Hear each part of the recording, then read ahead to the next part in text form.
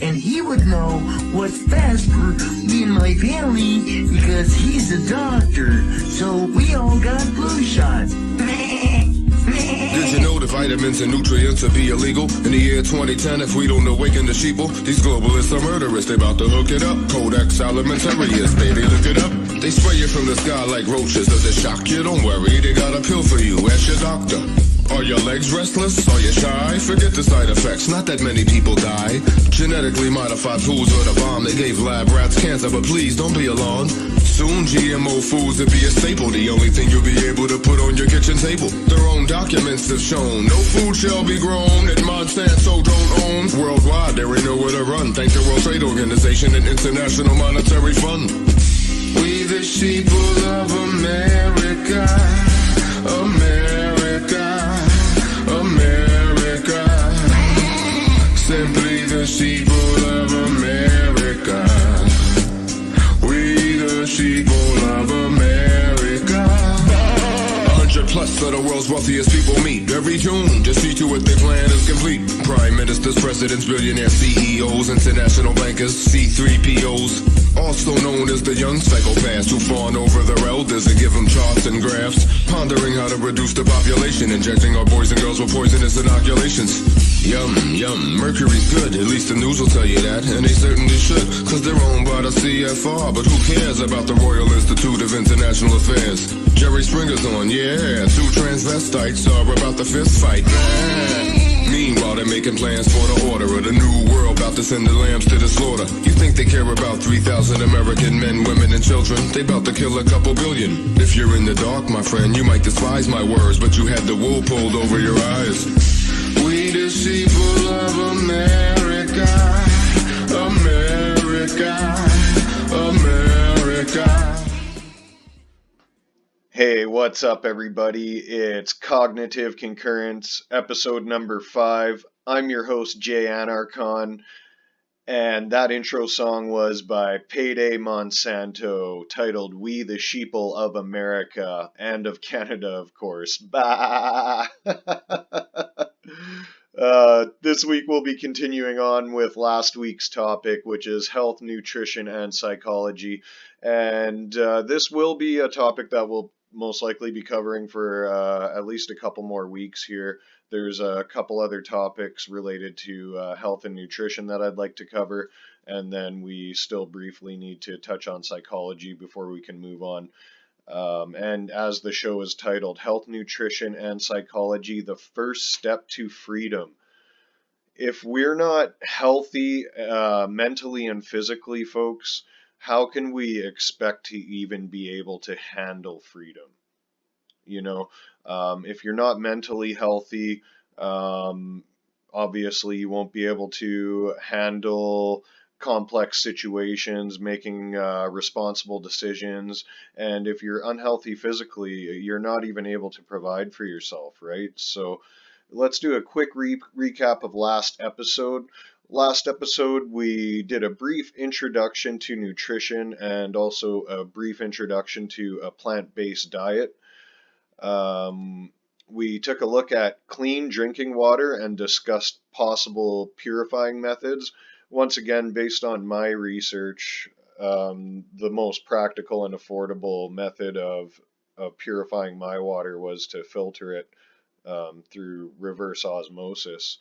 So you might want to do your own research on that. There is a couple other options, but like I said, that was the most practical and most affordable based on the research that I did. So the reverse osmosis system I picked up, it cost me $200 and it took me about 40 minutes to install. So we briefly discussed the importance of physical health in relation to freedom, and I'm going to get into that a little bit more here coming up.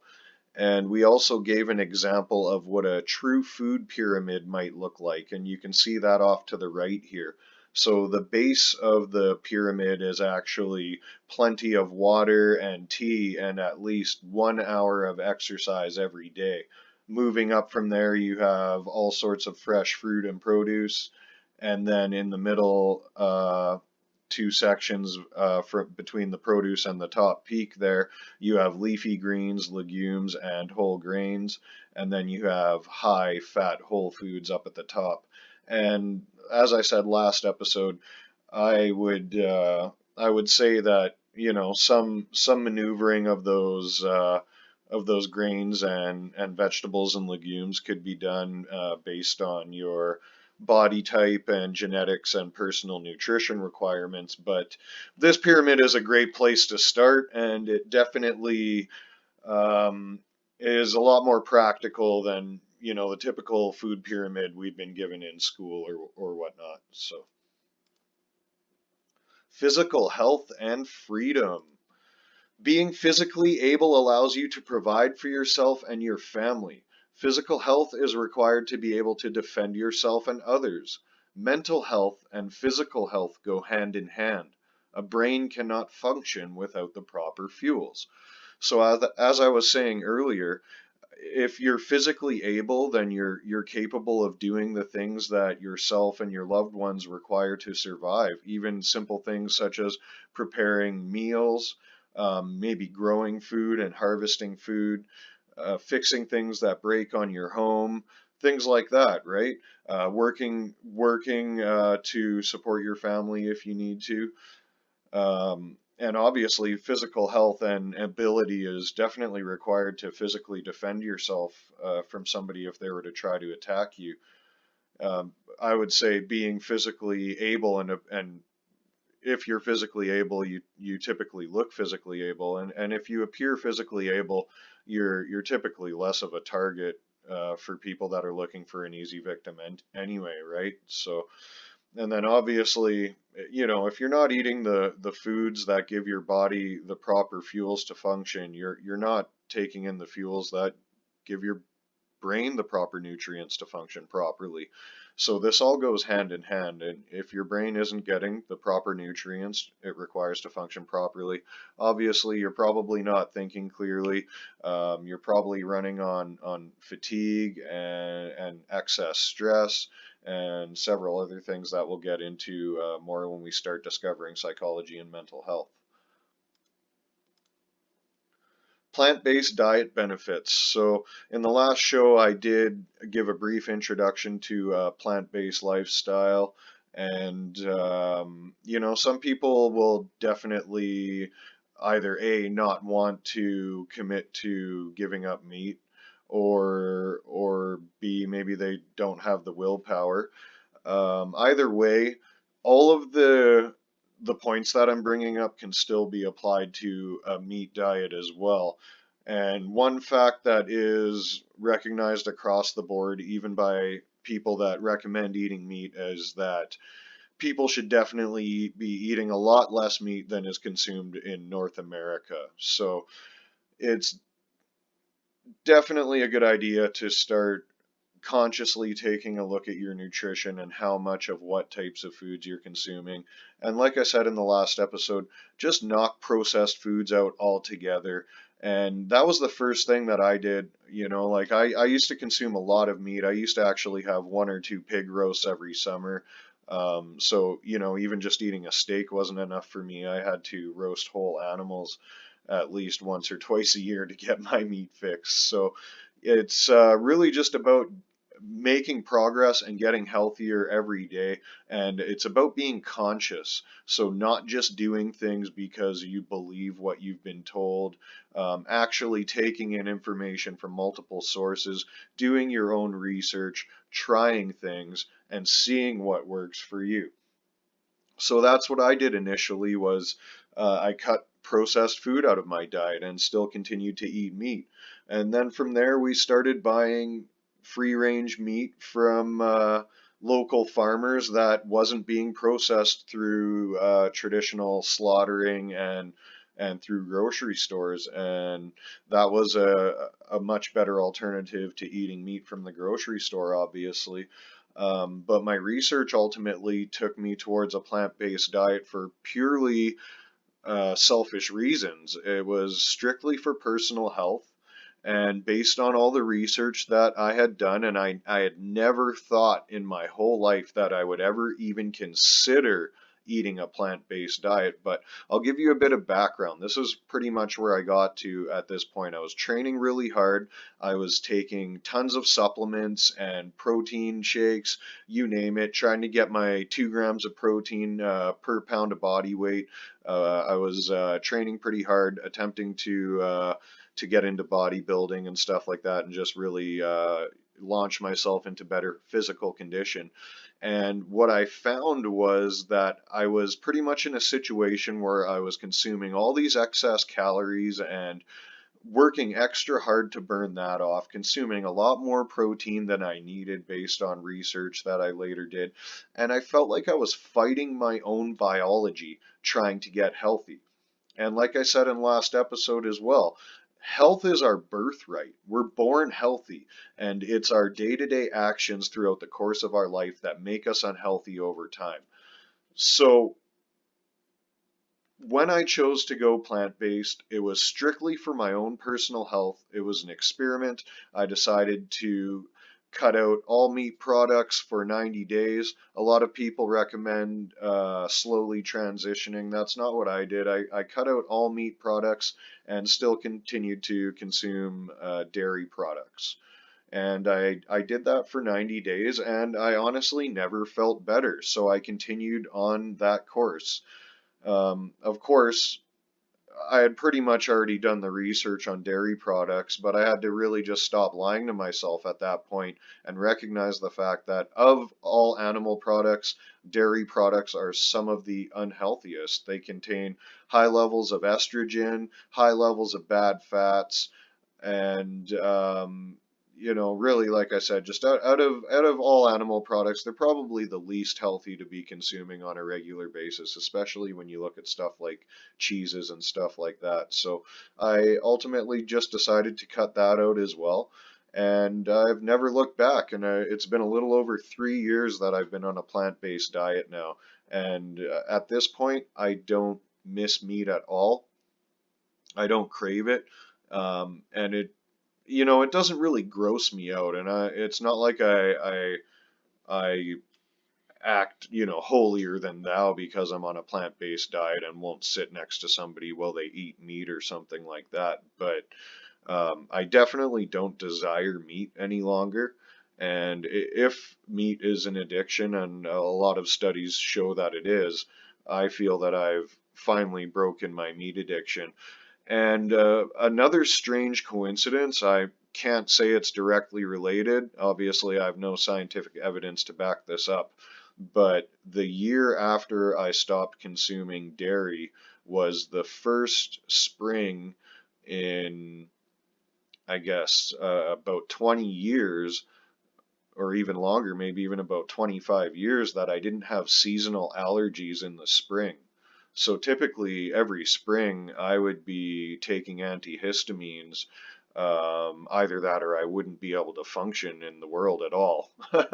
My nose would be running so much, I'd be sneezing, I wouldn't be able to talk or do anything, right? So it was pretty much antihistamines or nothing for me every spring.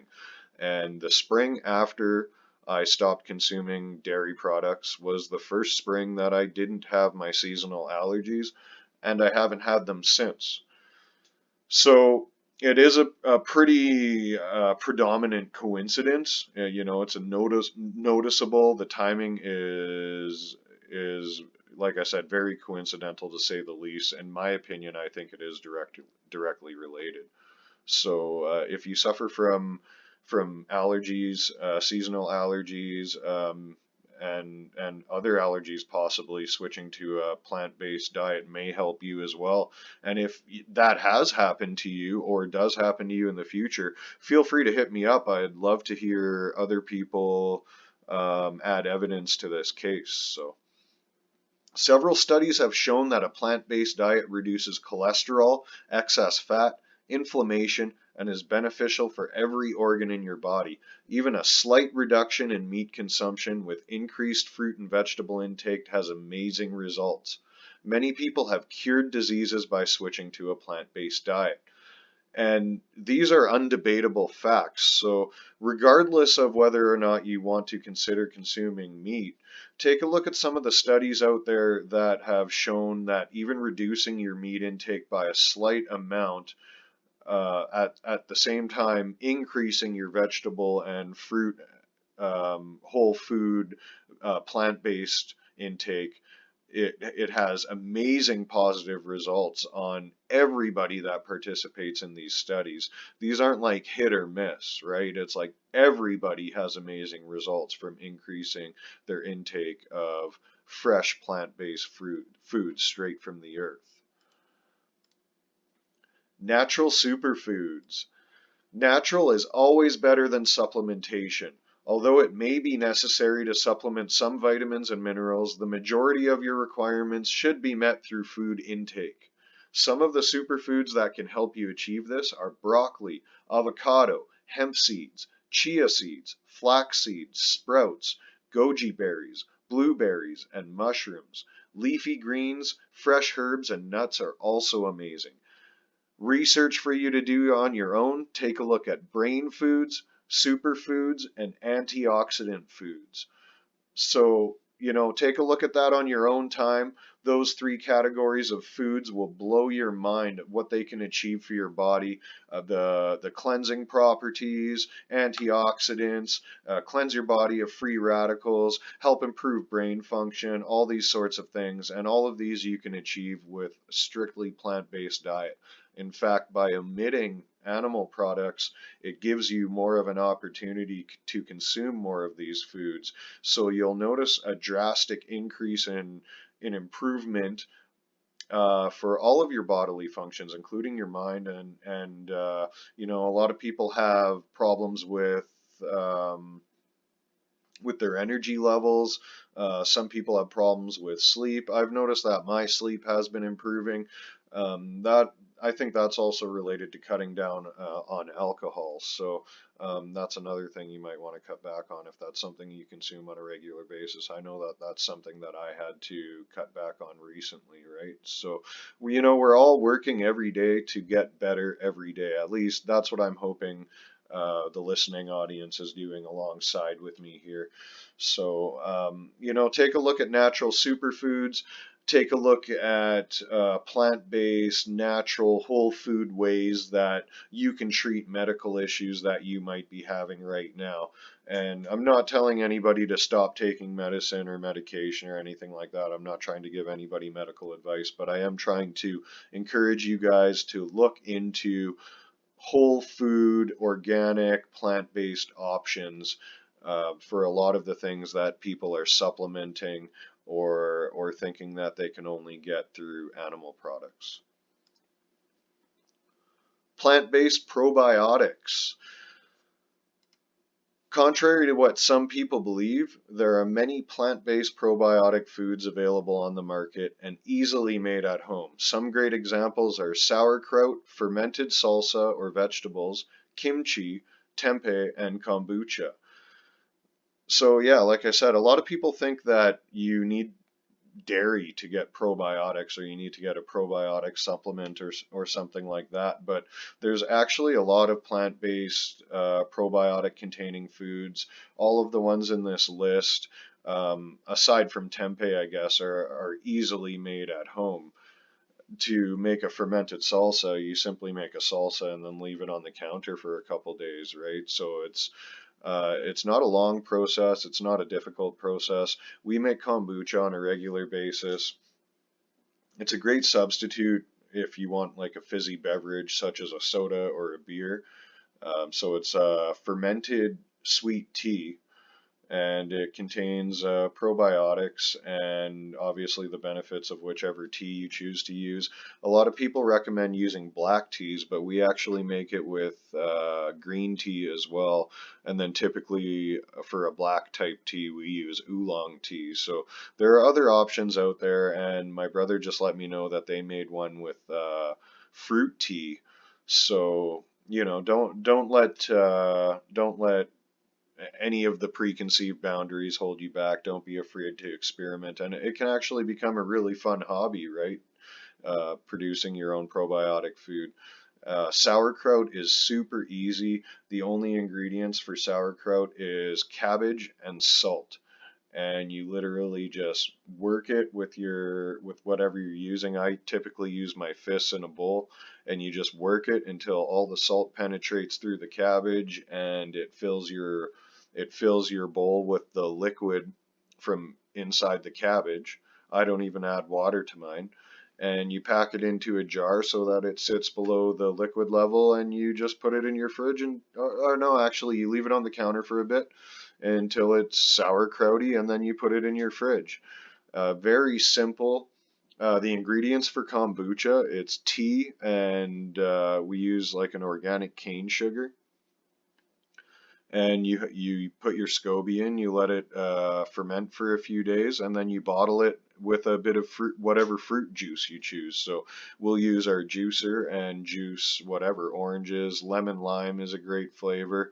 We use melons quite often, and cherry juice from the cherry trees on our property.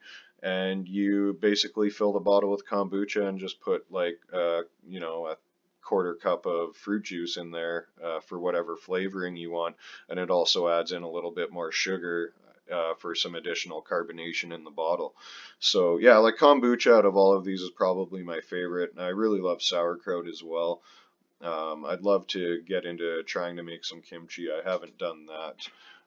But yeah, like fermented salsas and vegetables are so easy. They only take a couple days, right? So yeah, all things you can take a look at, all ways you can increase your probiotic intake from a plant-based perspective.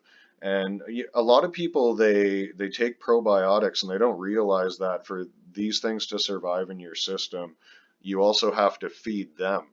And a plant-based diet is excellent for supporting probiotics in your digestive system. So, the plant-based diet is really just beneficial in every way, and it's something I hope more people will take a look at.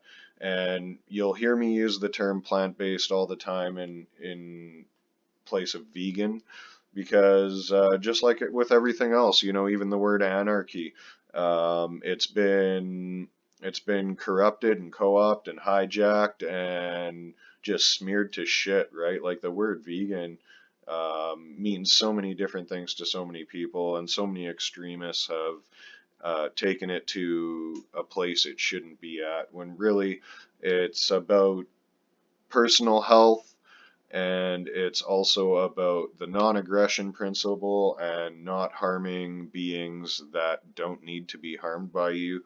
And obviously on that in the end of the spectrum, we also get into morality. So if you're killing things when you don't need to survive, you're basically killing for your pleasure.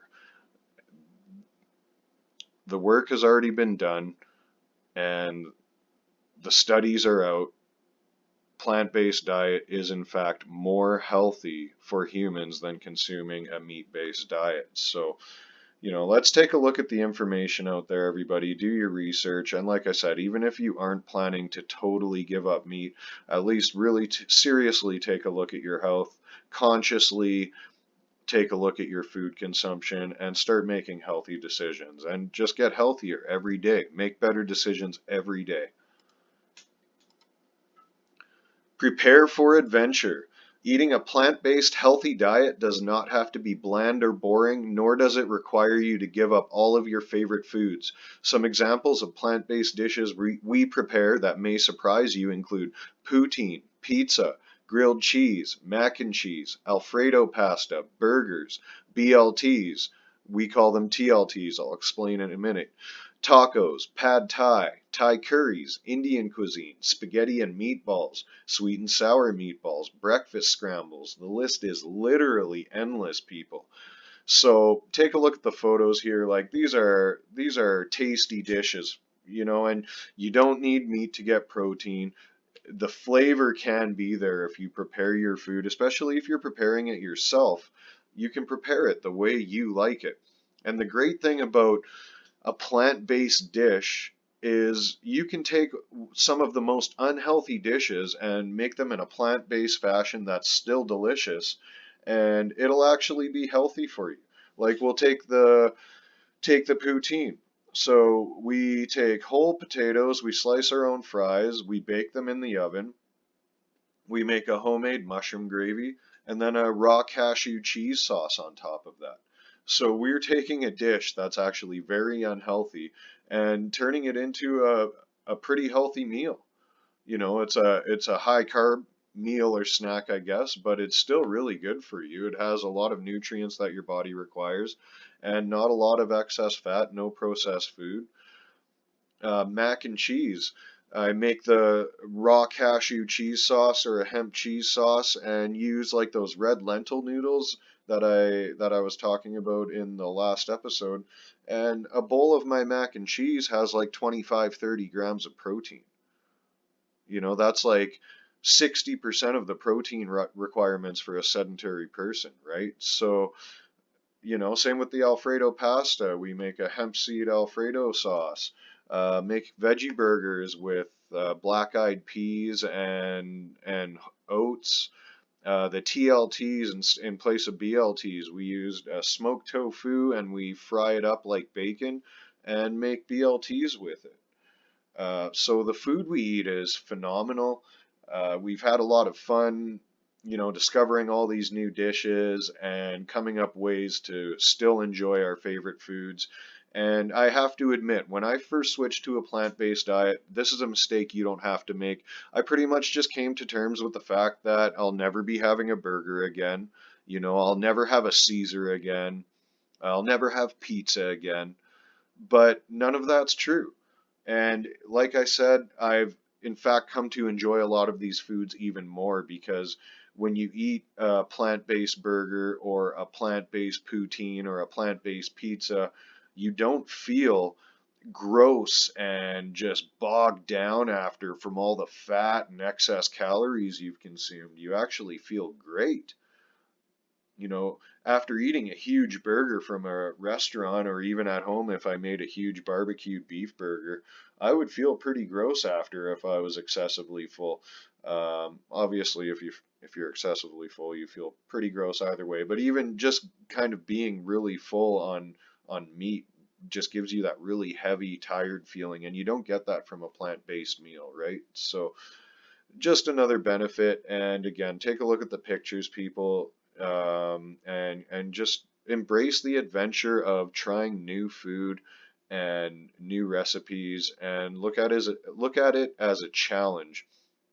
How can you take some of the most unhealthy dishes that you've enjoyed in the past and convert them into a plant-based alternative? And if you don't have the, you know, the willpower or the drive to come up with your own recipe, there's a recipe for everything online already. Everybody's already done it. So don't hold yourself back and don't feel like you're going to be eating, you know, steamed broccoli and plain rice for the rest of your life. Plant-based food hacks. Many enjoyable foods are hard to give up. People seem to commonly have a problem giving up dairy and junk food. Be sure to do your research and hack your favorite food dishes so you don't feel like you're missing out.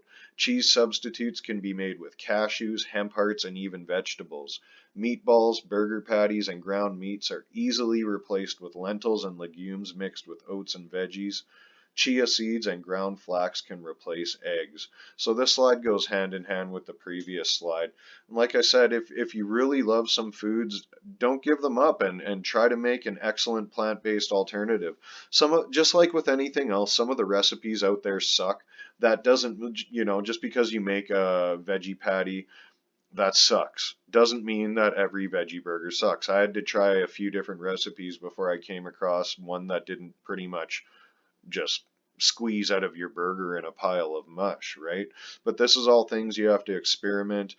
Sometimes if the recipe doesn't turn out right, it could be something as simple as the moisture level in one of your ingredients, right? So don't be afraid to experiment, and be sure to try to reward yourself by by still including your favorite foods.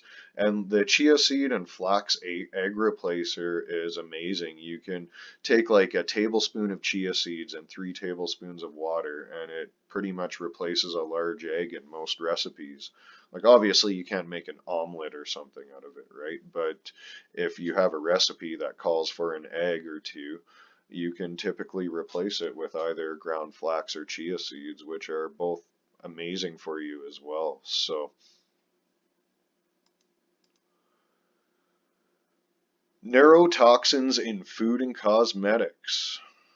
Many foods contain substances that have been classified as neurotoxins.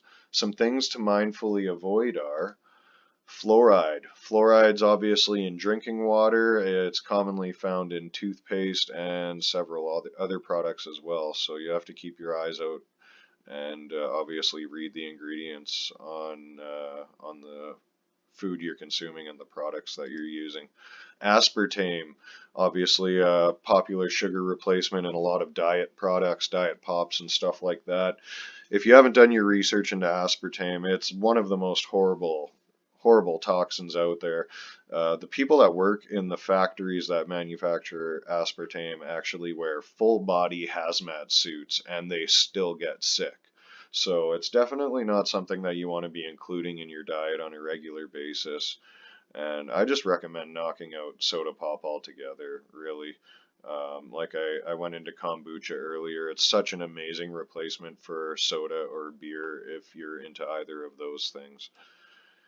MSG, which can also be called hydrolyzed vegetable protein or hydrolyzed protein, plant protein extract, sodium caseinate, calcium caseinate, yeast extract, textured protein, TVP, autolyzed yeast, carrageenan, malt extract or malt flavoring, bouillon, seasoning, spices, natural flavoring, or just flavoring.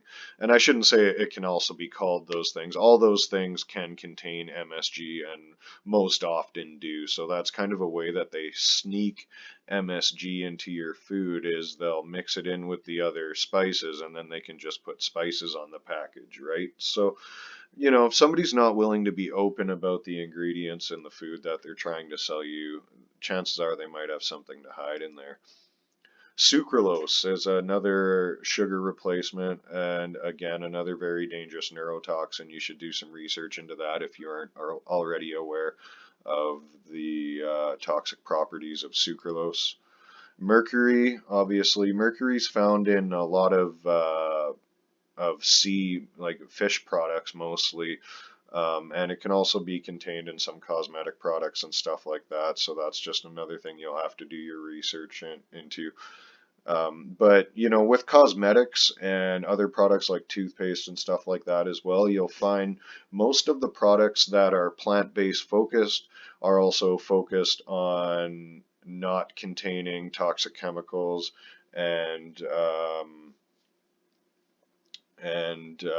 you know, they're kind of more health orientated. So plant-based cosmetics and stuff like that might be something you'll want to consider as well. You know, as far as well, I don't, sorry, yeah, I do have it on here. Aluminum. Aluminum's another bad one, and it's in deodorant and products like that. You know, which really is a bad product to have aluminum in. So you're rubbing this all over your armpits, and then your body's sweating and your pores are opening up, and the toxic chemicals from these products are leaching right through your skin. And really, your skin's just a membrane, right? Anything that comes in contact with your skin that has molecules small enough to pass through the pores of your skin is going to enter your body and affect you. So you know, it is a good idea to consciously take a look at the cosmetic products you're looking at using as well. And it's funny, I just caught a mainstream news clip. I didn't really click to read the article, but the title was new studies are showing that toxic chemicals may be entering the bloodstream from sunscreen products. So yeah, I never could have predicted that, right? But Physical exercise. A sedentary lifestyle is not optimal for maintaining physical health. We can describe this principle in 5 words: use it or lose it. It is recommended by many experts to exercise for a minimum of 1 hour per day to maintain a healthy body. Those aspiring to achieve specific athletic or fitness goals will likely want to train more than this. In North America especially, a lot of people are working that desk job lifestyle or driving, stuff like that. Even if you are doing a labor job, a lot of the time it's unhealthy, repetitive motion type job. So it's a good idea to develop a fitness routine for yourself and incorporate full body stretching every day. Um, like I said, it's pretty much use it or lose it. If you don't exercise regularly, you might not notice it in your younger years, but as you start hitting your 30s, you'll notice your body pain and inflammation start increasing. If you have been doing these jobs that require you to sit down, like I used to work a job where I was driving around for up to 16 hours a day, and if I wasn't driving around, I was sitting behind my desk pricing out jobs and whatnot, right? So at that point in my life, I started to become very unhealthy. My back pain got really bad. I started to gain a lot of weight, and it's partially due to my diet, and then also because I wasn't exercising regularly. So, I didn't do that, and I have I have seen the consequences, and I've had to put in the enormous amount of effort to attempt to recover from that, and I'm still recovering from that now. I had a surgery a few years ago related to my unhealthy lifestyle as well. So um, it is a very, very practical piece of advice.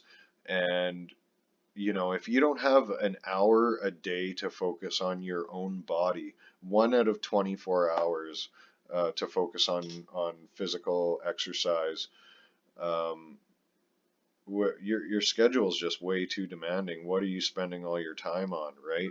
It's I'll get back to working my previous job there. When I was driving around 16 hours a day, I had to have a reliable vehicle that would not let me down. So I was always leasing and driving new vehicles. Well, it's the same thing, right? If you have a vehicle, your body that you're using all day, every day, you're going to want to have a reliable vehicle that's not going to break down all the time. So, it's a good idea to do some preventative maintenance, even if you are younger. Like I said, when I was in my 20s, I didn't think that I would ever be one of those guys that would be incapacitated in any way by physical pain, but I did become that through my unhealthy lifestyle. So it's taken me about 5 years to very close to recover from that, and I'm still rehabilitating a shoulder. And if something happens, if I twist the wrong way, I can still be dealing with some back pain for a few days, right? But again, I'm still just trying to get better every day, trying to rehabilitate my body and trying to move forward the best I can. Getting started with fitness. Set reasonable goals and don't burn yourself out. This is a huge mistake people make. I've made it as well. Say you want to cut some fat, so you cut your diet back and then you start intensively working out every day when you haven't been working out for years. And if you do that, you're going to burn yourself out in about a week or two, and you're going to lose motivation, and you'll start missing days here or there and maintain your burnout phase, and probably just drop it altogether shortly after that. And that's just because you pushed yourself too hard and probably haven't been consciously looking at all the aspects of your training. So step one is set reasonable goals for yourself and don't burn yourself out. And honestly, I think everybody should just throw their scale out. Really, you don't need to be monitoring yourself pound per pound, and it's not about how much you weigh. It's about like there's no arrival point. So what could be the purpose? Like what you're trying to do is achieve a healthy state and maintain a healthy state. And realistically, your weight has nothing to do with it. If there's no arrival point, you know, you're not going to hop on the scale one day and be like, okay, I'm there. It doesn't work that way. You have to maintain a healthy state after you've achieved it anyway. So, you know, set yourself reasonable goals and don't burn yourself out. Shoot for a daily routine to reduce the possibility of falling off track and to maximize health benefits. So even if you're just easing in and say you're planning to train, you know, a pretty decent workout 2 days a week, you should still set aside an hour per day for your physical body. And on those other days, maybe just do a little bit of cardio or a recovery routine, or just a full body stretch or something like that, but still set that hour aside for your body so you maintain that 7-day-a-week schedule. Even if you don't feel like working out one day, you can always revert to one of your recovery workouts or your full body stretch or do some yoga or something like that. So just try to maintain that schedule of an hour per day. Around the same time of day usually works best as well. Just to keep yourself going so you don't lose your momentum. Yoga, calisthenics, and HIIT training produce amazing results, and none of these requires a gym membership or special equipment. I'm assuming if you're listening to me right now, you obviously have an internet connection. There's so many videos out there, free videos on yoga, calisthenics, and HIIT training. HIIT is high intensity interval training, which is really amazing. I'll get into that just briefly in a second here. But all three of these are great ways to train the body, even to reach very high levels of fitness. Like some of the guys that train in this way are in amazing physical condition. But especially to get started, just like calisthenics, like squats, push-ups, chin-ups, stuff like that, you know, are amazing to start building up endurance and just build a little bit of a muscle base. If you have body pain and stuff like that, like I did, yoga is amazing. And just do like some beginner yoga routines, get into that and start just stretching it out, you know, and start getting your body back in shape slowly. HIIT training is basically, this is what I do instead of cardio most of the time. My cardio is pretty decent, so if your endurance isn't very good, you may want to consider doing cardio endurance. And I probably will kick that back up in the future as well, but I'm not doing it right now. What I am doing is high intensity interval training, which is basically a period of lower intensity workout followed by intermittent brief periods of very intense workout. So if you were to incorporate this only in running, what you would basically do is say a light jog for 1 minute and then a faster run for say 20 seconds and then sprint as hard as you can for 20 seconds. And you just cycle this over and over. What I like to do is incorporate HIIT training into my workout routines. So if I'm doing calisthenics and I'm doing HIIT training, I might do, say I do my push-ups, and then I'll get up and I'll do 50 jumping jacks. So that's my high intensity training. Sometimes I'll do a set and a HIIT set back to back. Sometimes I'll do 3 sets of whatever workout and then a set of HIITs.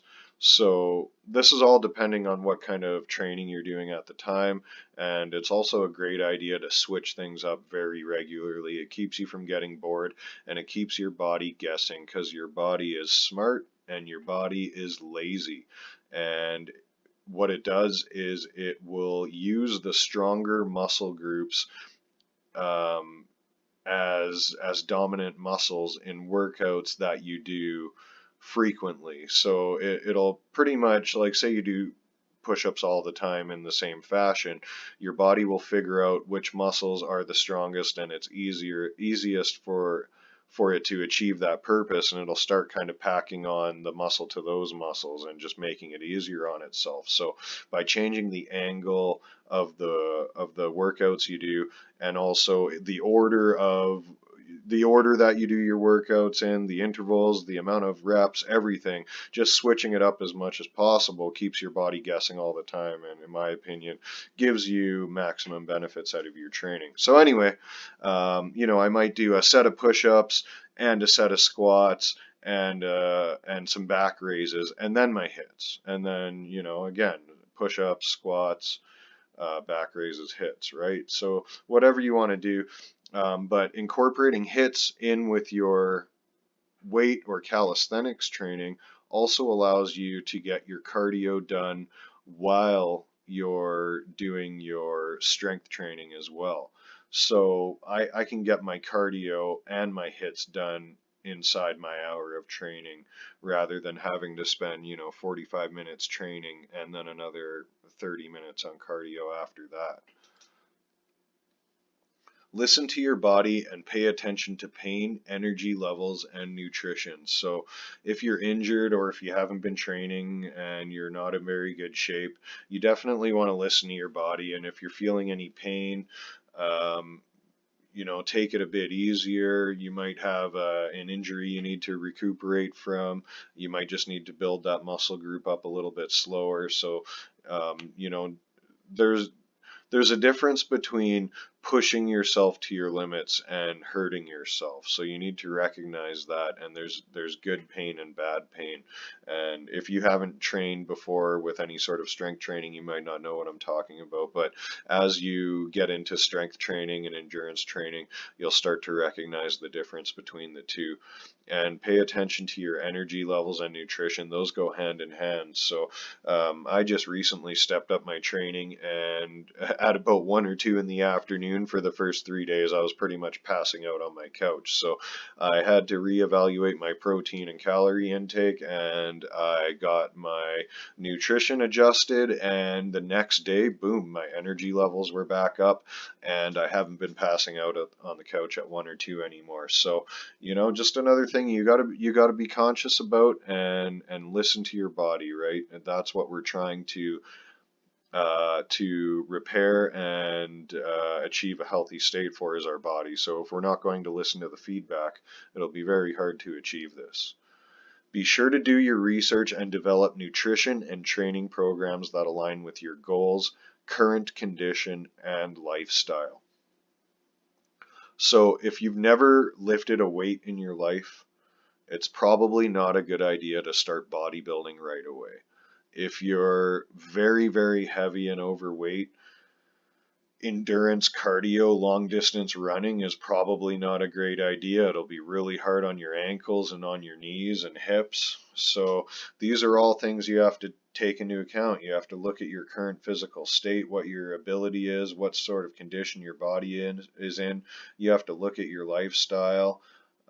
If you have a really demanding job or other things that come into play, it might affect how you need to set up your training and nutrition program.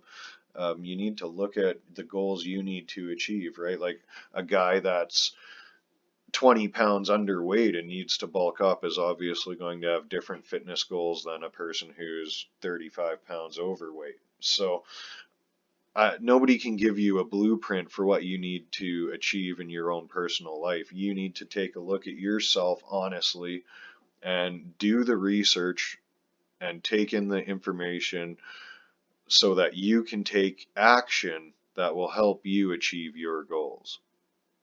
Everybody's situation is different, and we could also get into biology and stuff like that as well. So there's so many factors that come into play when considering your own personal health. So at the end of the day, you will have to take time, several hours, to look at information and research nutrition and research fitness. Rehabilitating the body.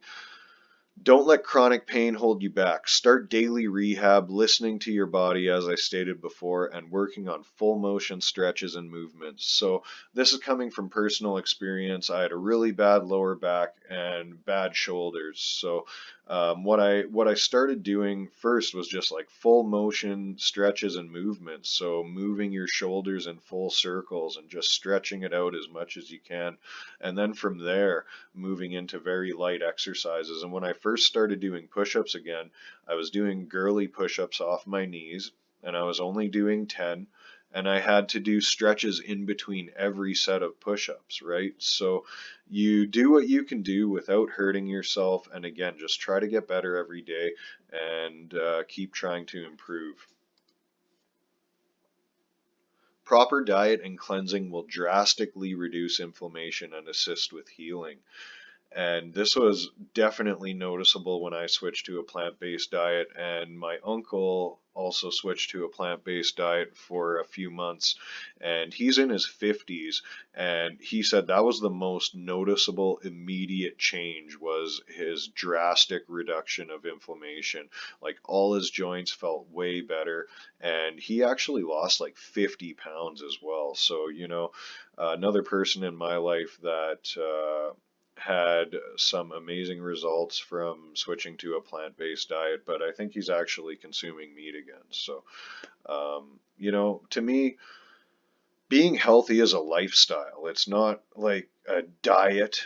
It's not a training program that you do for a brief amount of time. It's a lifestyle. I'm looking to live a plant-based, physically healthy, mentally healthy, spiritual healthy lifestyle and keep improving for the whole time that I'm on this planet. So, you know, like that's the goal, guys. It's like freedom, and freedom comes from health, mental and physical and spiritual health. And the reason that as an aggregate, planet Earth is not free is because we're all unhealthy. We're all mentally ill. The majority of us are very physically unhealthy. These are all things that need to change if we're ever to achieve freedom. Cannabis products are a great way to accelerate recovery and reduce inflammation. Cannabis is one of my favorite medicinal products. I'm going to get into that more in a later episode as far as mental health is concerned as well. But for physical health, cannabis is amazing at reducing inflammation, and it's also an amazing assistant to recovery, and it's also amazing at treating pain. If you're worried about having psychological effects, you can look for CBD products and stuff like that. Me personally, I like to use whole cannabis products that do contain THC. If you're using THC products that have not been decarboxylated, do some research into that if you've never heard the term decarboxylated. Basically, cannabis products need to be heated to a specific temperature to become psychoactive. I believe it might be THCA before it's heated, and then it's converted to THC, which is the psychoactive variant of THCA. So before it's heated to that point, if you were to consume cannabis, it won't give you any psychological effects or get you high, quote unquote. So if you were to take cannabis flower, raw or dried, and eat it, you will not get high. So you can use THC products that are not decarboxylated and ingest them and not get high. I choose to use decarboxylated products for recovery and pain treatment. I'll typically microdose it at a level that doesn't really give me any psychological effects. But I find I get the best benefits from whole cannabis products that contain THC and a small amount of CBD, THC being the dominant cannabinoid. If you have setbacks, don't let it keep you down. Keep up your routine, always striving for 100% recovery. So again, I'll go back to my own personal experience with the push-ups on my shoulders. Like I said, I started doing girly push-ups on my knees. Sorry, girls, I'm not trying to be sexist or anything like that. But yeah, I started doing the push-ups off my knees, and I was only doing 10. And I actually worked my way up to doing 30 push-ups off my knuckles and off my toes. So, you know, that's a vast improvement. And then pushing myself a little too hard, I hurt my shoulder again and I had to draw back on my push-ups. But don't let it get you down. You still got to maintain your 7-day week, 1 hour a day for your body, and just keep stretching, keep repairing it. You know, it's 3 steps forward, 1 or 2 back. You're still making steps forward. Don't let it get you down, and just keep yourself motivated, guys. Empower yourself. Everybody wants to change the world, but nobody wants to change themselves. Freedom is responsibility, as within, as without. Those who say they want freedom should strive towards a healthy existence. By consciously expressing love and respect towards ourselves, we empower ourselves with the ability to effect positive change. Taking control of your nutrition and health through conscious eating and exercising will give you the physical capability to create and exist in true freedom, which is what it's all about. That's why I started the Cognitive Concurrence website. That's why I started the show. It's to expand the awareness of truth and increase freedom for humanity. And really, if we're all unhealthy physically and mentally, how can we expect the world around us to be mentally and physically healthy, right? The grocery store is a great example. The reason the grocery store is full of unhealthy products is because that's what people buy. I watched the organic food section in my grocery store double over the past 3 years because people are buying the products. If nobody bought any junk food, the whole store would be organic whole food.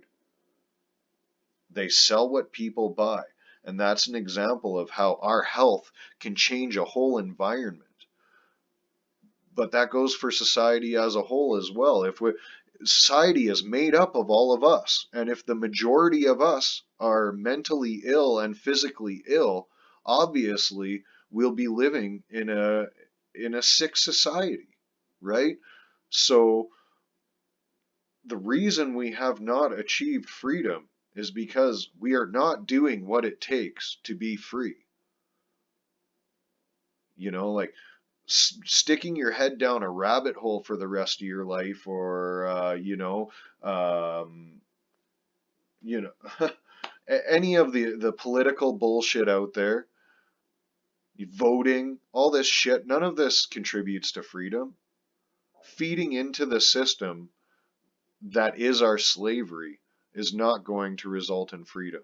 We need to take a look at what we've been doing, what has gotten us to where we are, and change that. The definition of insanity is doing the same thing over and over and expecting different results. That's one of my favorite sayings, and it's true, and that's what we as a society do. People will eat unhealthy food every fucking day and look in the mirror and be unhappy with their physical state. Well, look at your actions. Are you working towards achieving the state that you would like to see in the mirror, or are you working towards destroying your body? And, you know, the same goes for freedom and society as a whole. You can't go out there and protest, you know, even making videos like this. Realistically, at the end of the day, I only have the ability and responsibility to change myself. In my opinion, part of working on myself is sharing this information with as many other people as will listen. And hopefully, you know, even if I could positively influence a couple other people, then I would consider myself successful.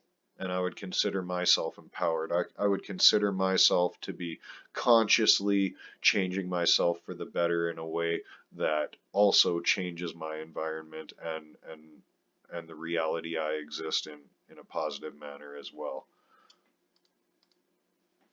No plateau. You've recognized the problems we face. You're doing the work. Now don't plateau. Keep pushing yourself, using your own progress as a milestone. Strive for improvement every day. The goal is not to be better than anybody else. The goal is to be better than yourself. If you plateau, you cease progress. Lack of progress results in lack of motivation. And that's the biggest reason why anybody quits any training program, any nutrition program, anything, is they don't see immediate results. Well, most of the time they're not going all the way, and they're not following these programs the way they should be, and a lot of the time they're just not giving it the time required. In the last episode I said you should give any nutrition or training program 90 days to see results. Obviously, unless you have like immediate negative consequences, you might want to back off right away. But as in this picture, this guy's not at the top of the mountain. He still has more mountain he can climb, but he's reached a point where it's a beautiful view. You know, he feels like he's achieved something, and he could just stop there. Well, there is no arrival point. We're on a mountain that never ends. The scenery is never ending. It's beautiful, and there's so much more to see. So don't stop climbing, ladies and gentlemen. Never stop progressing. Never stop growing. There's no epitome of health. There's no epitome of freedom. It's just about constant growth and development. If you're not growing, you're dying. So don't plateau. I'm going to close with a quote from Hippocrates today. Let food be thy medicine, and medicine be thy food. Once again, ladies and gentlemen, this is Cognitive Concurrence. I'm your host, Jay Anarchon.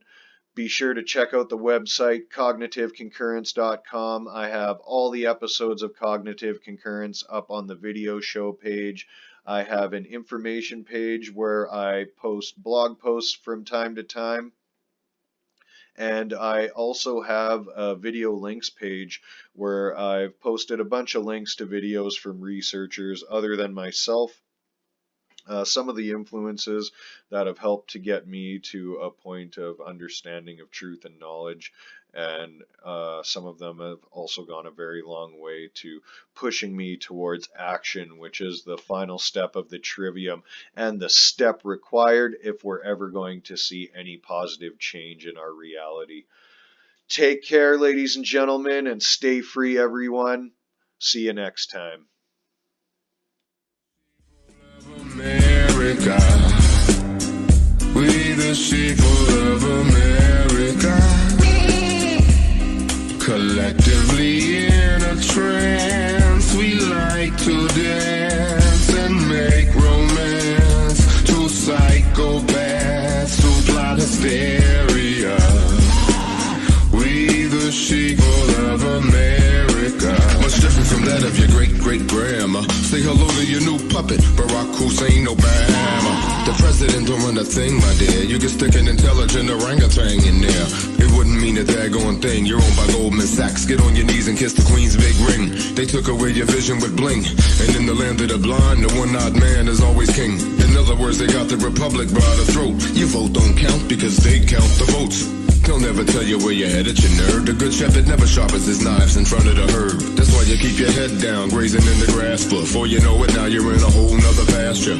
They keep you sucking on the saccharin and aspartame. It's eating your brain, what a disaster. Glued to the tube to see what your favorite star's doing. The corporate news is faker than a cartoon. Even Justin Napolitano said you're just a nation of sheep. Some get slaughtered, some get fleeced. We the sheeple of America, America, we the sheeple of America, we the sheep.